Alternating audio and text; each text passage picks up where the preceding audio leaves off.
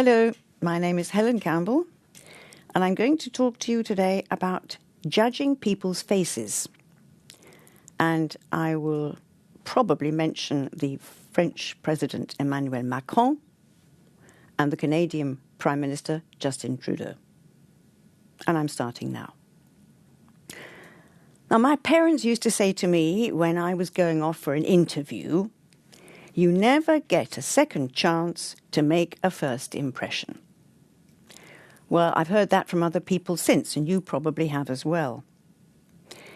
But we hear it often enough, and it is rather true. We tend to judge people by their faces very quickly indeed, apparently in a tenth of a second. So, if it's, for example, a job interview, a stranger will be judging you, or a panel of strangers will be judging you. They will be judging your competence, and doing so very quickly indeed. There are other things they might want to detect in you as well. What is the degree of trustworthiness you exude? They can even judge whether you have yourself good judgment.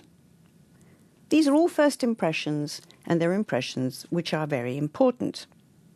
They're particularly important, by the way, for predicting the outcome of an election. All politicians know that their faces count for a lot. And when members of the general public see them on TV, they often make snap judgments.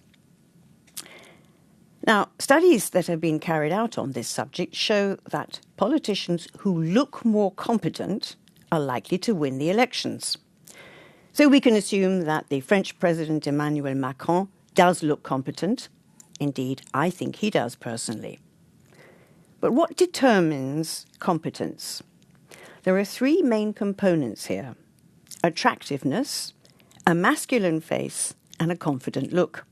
Mr. Macron has it again. Rather bad luck, of course, if you're a plain, shy woman.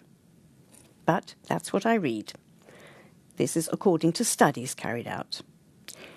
In general, women apparently seem to be more trustworthy than men, but not as competent. And as we know, people want to trust you, yes, but they're also looking for competence. Another thing is that we apparently will look at someone, and if that someone reminds us of a friend or a family member, that will also have an impression.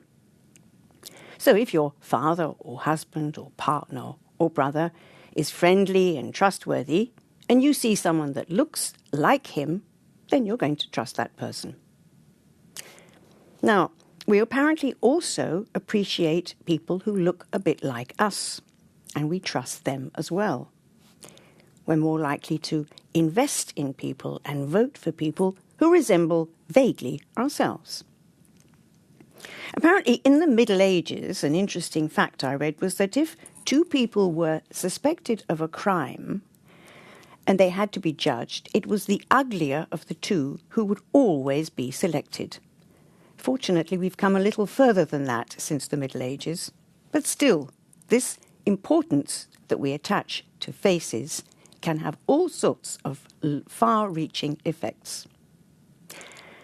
It's important for politicians, and we know that. And I mentioned before that Emmanuel Macron seems to have got it right.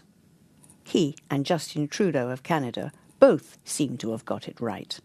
They have what it takes to inspire trust in us, and they both look competent. They've learned the right lesson. Thank you.